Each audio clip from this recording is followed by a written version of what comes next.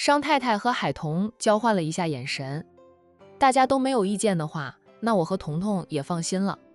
海玲和东明好不容易走到今天，我们是要支持他们俩，不管他们做出什么样的选择，我们都支持他们俩。商太太笑道，听海玲说，她会先和东明领证，可能是年前，也可能是年后。这孩子太忙了，得腊月20几号才能回来，忙起来什么都顾不上。洋洋放寒假都不去找他妈，说要去风尘山庄过寒假呢。陆太太也笑，我知道，还想着放寒假了，我把洋洋接过来照顾着，不打扰彤彤上班的。挨年近晚的，大家都忙。彤彤的菜场每天都要供应大量的蔬菜吧？海童嗯着，快要供不应求了。这是好事呀，说明你们的生意好，你们也可以投资一下其他项目的。有投资其他的？陆太太点点头，有站印在。我们做长辈的也不用操心。海童要投资新的项目，自有站印帮他把关，给他提意见，就算站印看不准，还有老太太等一众长辈在呢。陆太太想着，海童在站家的地位越稳，与海玲越有利。海玲会是她的小儿媳妇，她比谁都希望海玲姐妹俩有出息。阿莹是不是找到了关键人物？陆太太忽然压低声问着商太太，她觉得商太太不会突然就跟她谈东明和海玲未来的事，肯定是事情有进展了，可能很快就会真相大白。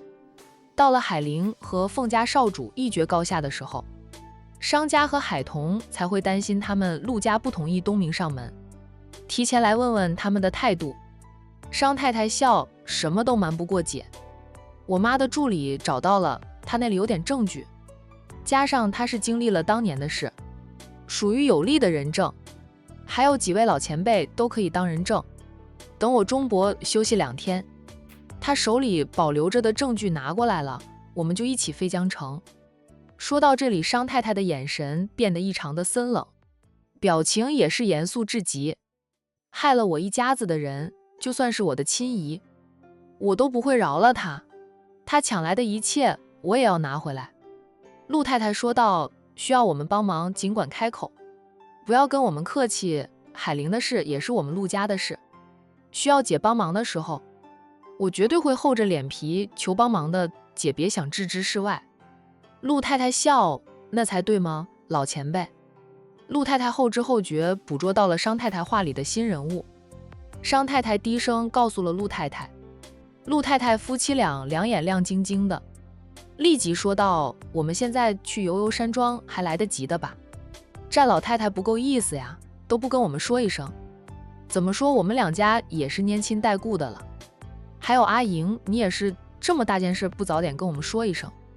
商太太笑道，这不是昨天才发生的事吗？没有反应过来，今天老太太就把人接走了，想来几位老前辈还会在管城逗留个3、5天吧。你们现在赶去游游山庄还来得及的，我和彤彤等下也要过去。是他先约了陆太太，暂时还没有过去。商太太端起一杯咖啡喝了2口，放下杯子后笑着，那还等什么？咱们现在就过去。彤彤，你饿吗？要不先吃点东西，我们等你。海童说道，我在大姨家里吃过早餐的，他还是拿了2块点心吃，再吃2块点心就行。我车上也有吃的，饿不着我。本来他就爱吃，平时自己都喜欢在车上备1点零食。嫁给战印后，战印体贴他备得更多了，特别是她怀孕后，战印总担心饿着她和孩子，每天都会检查一遍她车上的零食够不够吃。对她是越来越细心体贴，也越来越婆婆妈妈的。当然她享受着美男恩，心里甜丝丝的。嫁人当嫁战印啊，她是嫁对人了。要不要打包2盒点心？从市区回游游山庄也有点时间，3个当长辈的都担心在回程的路上饿着了海童。海童想了想，还是听从长辈的建议，打包了2盒点心，主要是让大家放心。离开时，一行4人却遇到了宁思琪。她是以龙太太的身份出现在这里，跟着她的依旧是龙家的2名保镖。战大少奶奶。宁思琪看到海童时笑着打招呼，海童停下来，商太太等人也跟着停下。2位太太都上下打量了宁思琪一番，他们没有和宁思琪正面打过交道，不过管城的上流社会圈子里加入了新人物，他们是知道的，也见过了宁思琪的相片。龙太太，海童礼貌地笑笑，好巧，在这里遇到你。宁思琪笑着，是啊，好巧。他看向商太太和陆太太，礼貌地问着，这2位太太是商太太和陆太太吗？这是我大姨，这位是陆伯母。海童介绍了一下。宁思琪大方得体地向2位太太问好，2位太太只是点点头，并不说话，连微笑都没有，只是时不时就盯着宁思琪看。宁思琪在战役面前都不怯场了，但被2位年轻时都在商界叱咤风云过的阔太太盯着，她心里发虚。就是家里没有出事前，她的母亲在这2位太太面前都是极力讨好的。母亲是个很嚣张的人，养成了她也是嚣张的性子，但每次出席宴会，母亲都会提前叮嘱她，在商太太这种身份尊贵的太太面前，一定要保持着淑女形象，要表现得大方得体，讨好不了也不要得罪。还有商小飞这个商家千金，母亲也是让她能有多远就离多远，说他们宁家得罪不起商小飞，哪怕他们心里觉得商小飞不好，也不能流露出来。2位太太和大少奶奶要走了吗？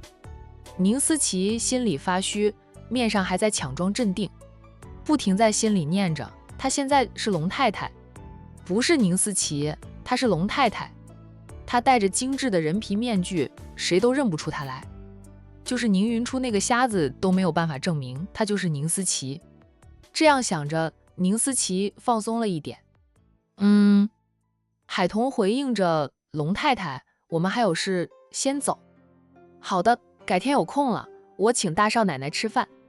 宁思琪微笑着站在门口，目送着海童等人离开，然后他往里走，不过没多久就从里面出来了。进去是做样子的，他出现在这里是龙先生收到了点风声，说有什么大佬来了管城，与管城的几大家族都有关系。海童和商太太约了陆太太在这里见面，龙先生也打听到了，就安排他马上赶过来，不顾自己小产过后还没有完全恢复的身子。宁思琪换好脸，带上2名保镖赶紧过来，还是慢了点，海童等人都离开了。上了车后，宁思琪打电话给龙先生，在龙先生接听电话后，他说道，龙先生，没有弄清楚是谁来了，我赶到时，海童他们刚好要走，有商太太和陆太太在场，我也不敢套话，就算没有那2位太太在场，他都很难从海童嘴里套到话，制造了无数次的偶遇。龙太太这个身份在海童面前算是熟人的了，海童对他的态度也好，但就是还成不了朋友，别说成为知心朋友了。海童和宁云初并没有打消怀疑的念头，总是把他和宁思琪联系到一块儿去，除非能制造一个假的宁思琪出来，然后他和假的宁思琪同时出现在海童的面前，那样才能打消海童和宁云初的怀疑。商太太和陆太太聚在一起做什么？龙先生既然走的曲线，要从管城这边找到突破口，自然是将管城的各大豪门家族都摸得通透的。在海童还没有嫁给战印之前，陆家与商家也是不对付的，因为陆家与战家交好，而商家与战家是生意竞争对手，是死对头。有着这一层关系，陆家与商家便不对付。商太太厉害，陆太太也不弱，2位太太在宴会上碰上了，是你也不理我，我也不理你的。2家的关系和缓，那是因为海童的亲妈是商太太，找了几十年的亲妹妹，海童是商太太的外甥女。有了这一层亲戚关系，战家与商家的关系才缓和过来，商家与陆家也有了走动。宁思琪讽刺又极度地道，还能有什么？肯定是洽谈海玲和陆东明的婚事呗。陆东明是个眼瞎的，放着那么多年轻漂亮的千金小姐不要，非要海玲那个离婚女人还带个玩呢。没见过上赶着给别人当后爸的，以他陆东明的身份地位，什么样的女人找不到？海玲有什么好？他认识海玲的时候，海玲还是个大肥婆，丑死了。她老公都嫌弃她胖，啃不下去了，才会在外面找小三跟她离婚的。她是仗着自己的妹妹嫁给了战家，仗着战家的事打压欺负前夫一家子。海玲和陆东明的爱情故事最招人嫉恨了，源于海玲是个离婚女人，离婚时还是个200斤重的胖子。虽说她减肥成功恢复了容颜，依旧招人嫉恨呀。多少未婚姑娘都嫁不入豪门当少奶奶，海玲一个离婚女人却能入豪门，让人羡慕嫉妒恨。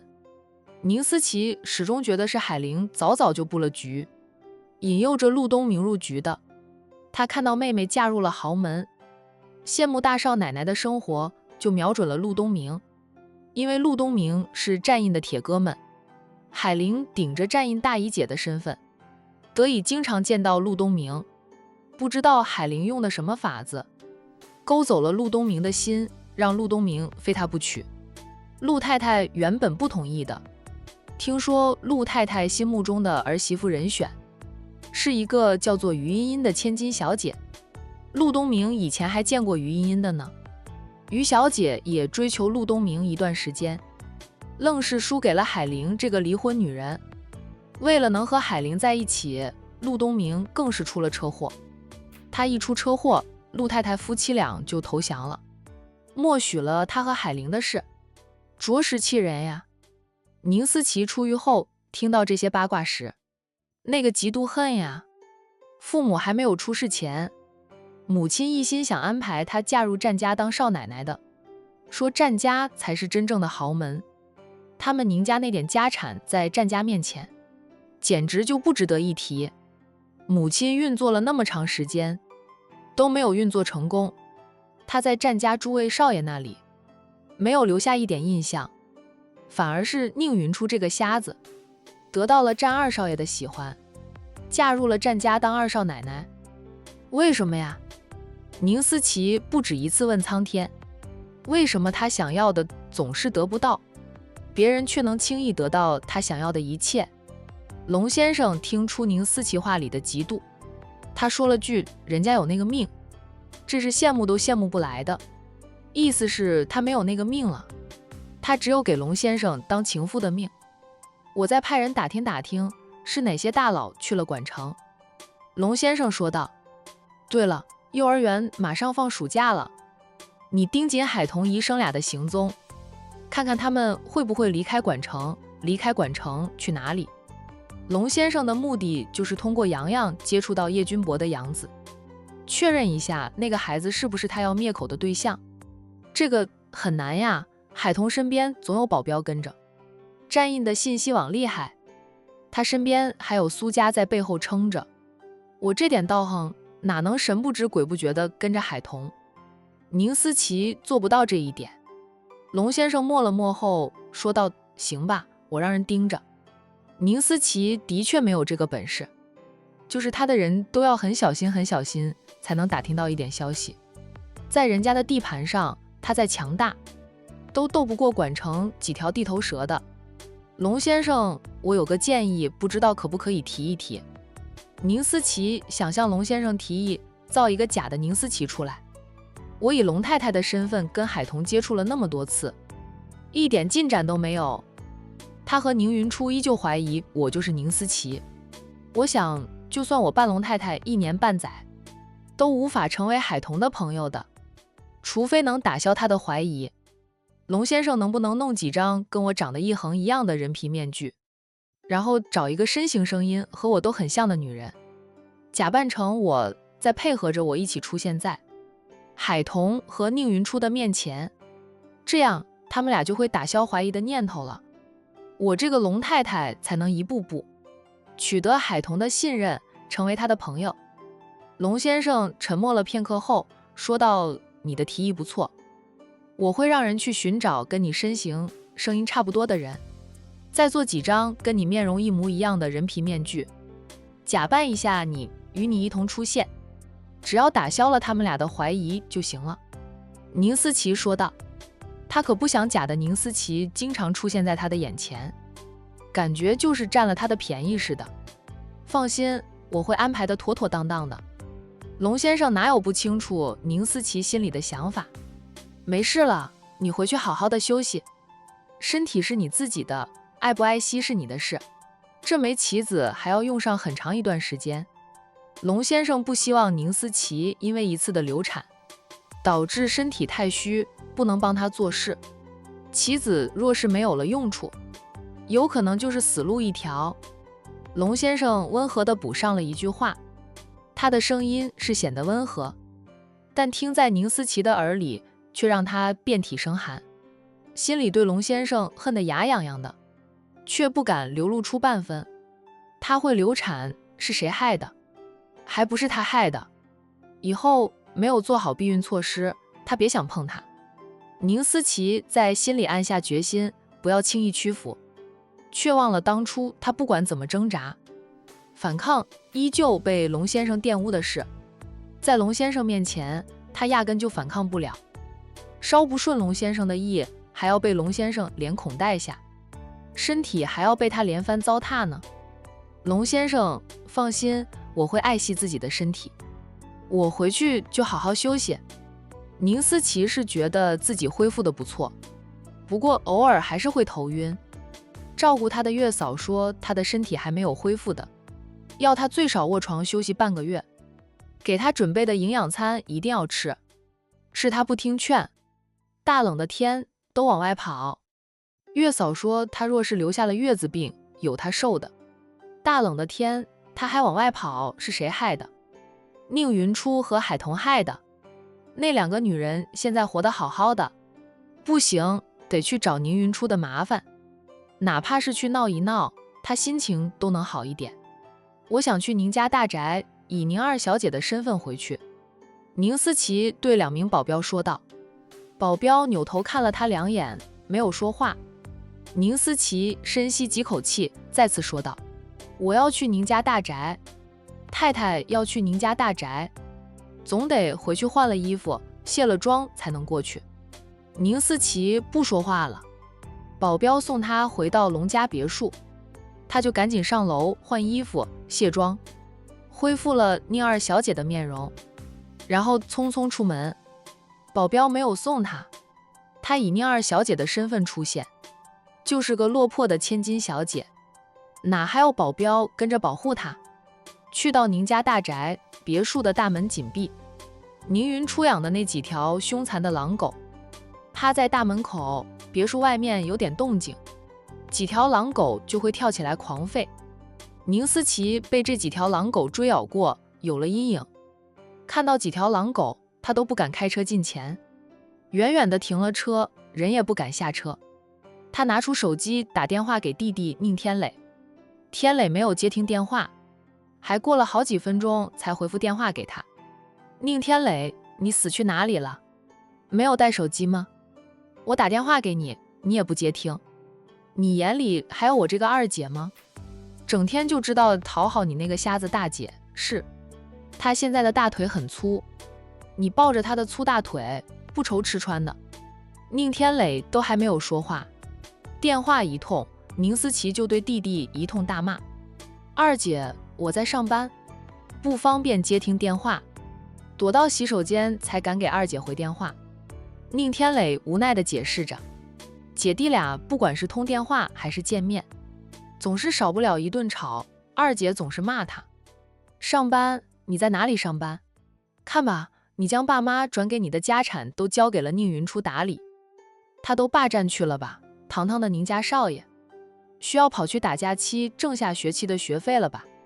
宁天磊头痛的道，二姐，你能不能让我说完话再吗？我是自己想打假期工的，就在我们家的公司上班，你在我们家的公司上班，意思是你不在管城了？不在。宁天磊说道，等公司放年假了，我再回去。宁思琪骂道，寒假有多少天？你还跑去打假期工，是不是宁云初的意思？他看不得你闲在家里是吧？你打假期工能挣到多少钱？给你多少钱1个小时？有没有1000元1个小时？没有就是坑你，把你当免费工来使唤。宁天磊都不想回答二姐，宁思琪也不指望着弟弟回应他，他不过是找着借口骂宁云初而已。你不在管城，那我岂不是不能回家？我在我们家门口了，那瞎子养的几条大狼狗在别墅门口，我都不敢过去，本想打电话给你，叫你出来接我的。宁天磊赶紧答道，二姐，我不在家，大姐也不在家，你别去招惹那几条狼狗，他们会咬你的。二姐打电话给他准备好事儿，果然又是想利用他回家的，说不定还想拿东西呢。二姐，那栋别墅是大姐的，你的东西也全都搬出去了，我不在家的时候，你最好不要过去，大姐不会对你手下留情的。宁天磊不想两个姐姐老是斗鸡眼似的，提醒着二姐不要老是跑过去挑衅大姐。二姐也是个不长记性的，吃了无数次亏还要过去。宁云初去哪里了？她不在公司。宁思琪问道。二姐，我都不在家里，哪知道大姐去哪里呀？大姐不是在家里，就是在花店里的，你去花店找找看，要是不在花店，那可能在站家。宁天磊说的是实话，他真的不知道大姐去哪里，别说他不在家，就算他在家，大姐的行踪不想告诉他时，他就不知道。宁思琪又骂了几句后，忽然问着弟弟天磊，你放假在家的几天里，有没有听说过什么大佬来了管城？没听说过，我在家里统共也没待几天，去看了爸妈后，第2天就来上班了。什么大佬？二姐，你听谁说有什么大佬来了管城的？宁天磊好奇地问道。我哪知道，我要是知道还会问你啊，想从你这里打听点消息都打听不到。宁天磊，你一点用处都没有，就是个闲吃白饭的废人。骂了弟弟几句后，宁思琪就挂了电话。看着近在咫尺的家，宁思琪却不敢进家门，他心里对宁云初的怨恨又深了一层。想到父母还把他们名下的财产转到了弟弟的名下，弟弟现在还在上学，生意都是交给宁云初打理的，宁思琪连父母都埋怨了，总有一天我会让你们都跪在我面前替我舔鞋子。宁思琪恶狠狠地骂了句，终究是不敢开车进前，而是调转车头，开着车离开了宁家大别墅。他又去了春暖花开，宁云初也不在那里。问2名店员，他们都拒绝回答他。宁思琪很想砸了春暖花开的，又不敢，因为冲动过后他又要进去。宁云初对他不会手下留情的，不在是呀，我就去游游山庄闹。宁思琪从春暖花开出来，径直开着车去了游游山庄。知道战家不会因为他的闹事就对宁云初有意见，但他不去闹一闹，他心里头的火气发泄不出来。不曾想他去了游游山庄，发现山庄今天很热闹，山庄大门敞开，似是有贵客临门。宁思琪本想趁机进去闹事的，忽地想起了龙先生说的话。龙先生说好像有大佬来了管城，不知道消息真假，想让他确定一下的。奈何他在管城的消息还要靠龙先生传递呢，让他确定，他哪能确定得了，也没有那个本事。就算他还是宁家的2小姐，有什么大佬来了管城，也不会见他宁2小姐啊，他算哪根葱呀？宁思琪嚣张无脑是真，倒也知道自己在管城上流社会的地位不怎么样。游游山庄大门敞开，似是有贵客临门，会不会是龙先生说的那什么大佬？他要不要趁机进去看看到底是什么大佬？这样想着，宁思琪开着车进前，结果他被拦了。宁思琪按下车窗，骂着拦他车子的保安：“没长眼睛吗？我的车你也敢拦？知道我是谁吗？你们二少奶奶的亲妹妹，你们二少爷的小姨子。”那名保安严肃地道：“宁二小姐，你不能进去，请你现在就离开。上次宁思琪过来闹事，他连人带车都入了悠悠山庄黑名单的。负责看守山庄大门口的值班保安，全都记得宁思琪的车牌号码，知道他的样子，只要看到他来，都不会让他进入山庄，直接赶走便是。这是二少奶奶的话。宁二小姐以前总是欺压他们的二少奶奶，现在落魄了，就老想让他们二少奶奶给钱，自己有手有脚的，就不知道去找份工作养活自己，就知道肯姐肯弟。他们当保安的都看不起这个女人，知道我是宁二小奶就好。我是你们二少奶奶的亲妹妹，叫宁云出来，我问问我大姐，你们是怎么做事的，敢拦我？看他怎么处理你们，小心把你们都炒了鱿鱼。宁思琪为了能进去，连宁云初是我大姐这样的话都说出来了。她可是从来不把宁云初当大姐看待的。保安依旧表情严肃，说道：“就是我们二少奶奶吩咐的，只要宁二小姐过来了，不管什么时候，都不能让你进去。宁二小姐，请你现在就离开，否则休怪我们不客气了。”二少奶奶才让人养了好几条凶猛的狼狗，说宁二小姐很喜欢被狼狗追着跑。宁思琪的脸色巨变，在心里把宁云初骂了个千万遍。他最恨的就是宁云初养了几条狼狗咬他。你们山庄今天敞开大门，是不是有什么贵客临门？宁思琪转而问起了山庄的动向。保安沉声说道：“宁二小姐，请你离开。”对于宁思琪的问题，他并没有回答，猜测到就是有贵客临门，否则山庄大门不会敞开。他张望了一下，又看不到陌生的面孔。在保安的催促下，宁思琪悻悻地开车下山去。他不敢像上次那样闹，战家请客，他敢在悠悠山庄门口闹事，让战家丢脸，战印能捏死他。捏死他，对于战家的人来说，就像捏死一只蚂蚁。刚成为龙先生的情妇时，他还以为自己找到了大靠山，可以不将战家放在眼里了。现实却告诉他，他是棋子就是棋子，有用时龙先生还会宠一宠他，总是完成不了龙先生交给他的任务。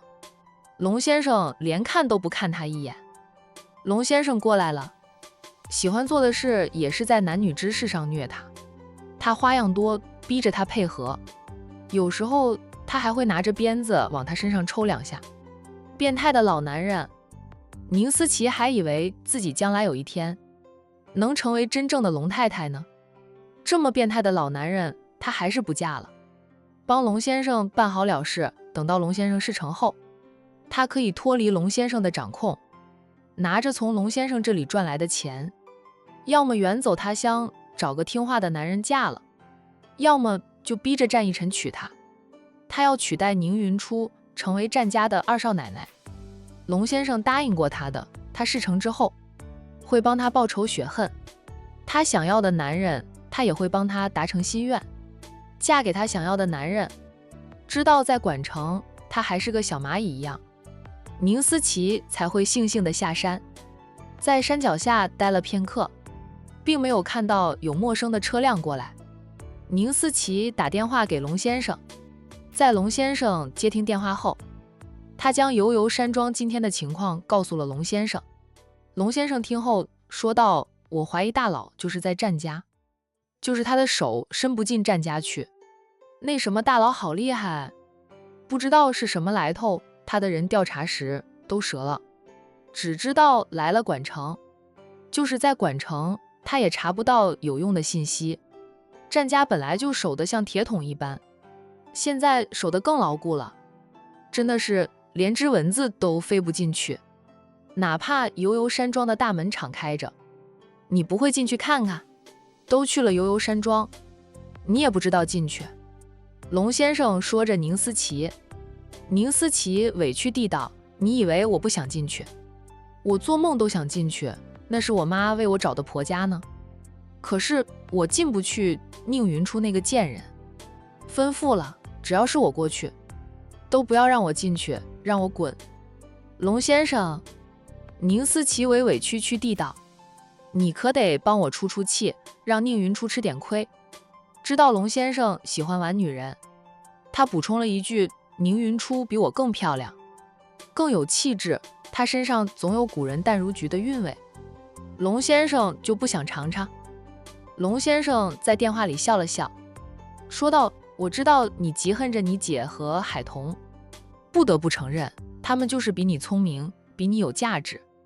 他们比他聪明，比他有价值，有本事的他去找他们呀，找他干嘛？他还不乐意给他当情妇呢，他大好的未来都被他毁了，他还怪他没用，怪他不如宁云初。死瞎子，以前没有整死他，现在后悔死了。进不去就赶紧走，别被人盯着了。龙先生说着便挂断了电话。宁思琪在他挂断电话后，把他骂了个狗血淋头。他是以宁二小姐的身份出现的，谁会盯着他？宁思琪来了这一趟，宁云初很快就知道。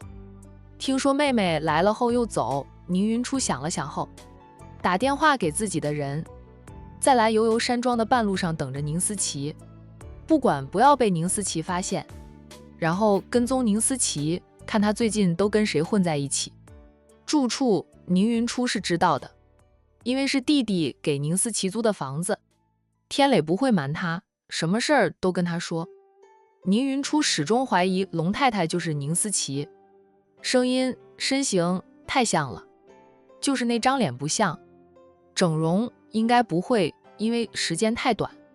吩咐自己人盯着宁思琪后，宁云初放下了手机，坐在他旁边的海童关心地问道，你那个妹妹又做什么了？她来了一趟山庄，保安不让她进，她就走了，我让人盯着她。她每次出现后，就会有一段时间是一点消息都没有的，没有她消息的那段时间，就是龙太太活跃的时候。商小飞吃完了一块点心，听他这样说，便说道，你们俩怀疑宁老二和龙太太是一个人，还挺多事情好凑巧的，身形像极了，声音也是，唯独面容不一样。当龙太太出现，宁老二就不见踪影。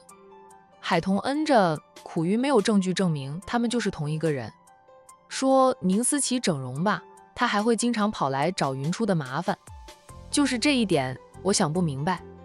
被他们几个陪着的萌宝忽然说了句，有一种人皮面具，精致得很，那人皮面具往脸上一贴，面容就换了，还很难看出破绽。不过这种人皮面具很难弄得到逼真至极的，那种随便就能看出破绽的倒是多了去。逼真的精致人皮面具，几个人都看向了萌宝。萌宝被他们看着有点不好意思的，他说道，望城兰家现任家主夫人，你们都听说过吧？他就有。宁思琪不认识兰家的家主夫人，他们也不可能有交集，距离太远了。宁思琪除了出去旅游都不会离开管城的。宁云初肯定自家妹妹不认识兰家的家主夫人，也不可能从对方手里获得人皮面具。海童深思地问道，萌宝，你说的那种特别逼真的人皮面具很贵的吗？是很贵，不好弄，没点能耐的人都弄不到。你可以问问你家战先生，看看他能不能弄到。普通的那种你要多少，他估计都能弄到给你。如果宁思琪真的是戴着人皮面具，那他背后就有一个超级厉害的靠山。萌宝端起了那小碟的点心，问着几位少奶奶，你们要吃吗？我觉得这种小点心很好吃，我喜欢吃。海童笑道，你喜欢吃就多吃点，不过马上就要吃饭了，你别再吃太多的点心，小心等会儿吃不了饭。他和大姨去见过陆太太后，就赶回了悠悠山庄。对了，我和我大嫂从咖啡屋出来时，就遇到了龙太太，这才回到山庄里。宁思琪就出现了，这么凑巧？商小飞接话，怎么觉得那个龙太太是专门跟你偶遇的，是冲着你来的？同个女人，你看我，我看你后。海童对商小飞说道，会不会是咱们那个姨婆在背后操纵着一切？商小飞否定，他若是有这个本事，凤家现在也不会乱成一锅粥了。凤家就是在江城也不如以前了，更不要说把手伸到管城来。若是凤家主操纵的一切，苏家还能查不到？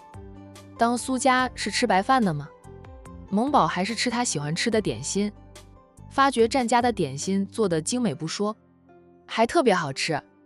他爱吃，比他家里的点心师做的都要好吃。江城凤家是没有那个本事。海童姐，你别看清了你老公家里的人脉势力，老太太的人脉广到你们不敢想象的。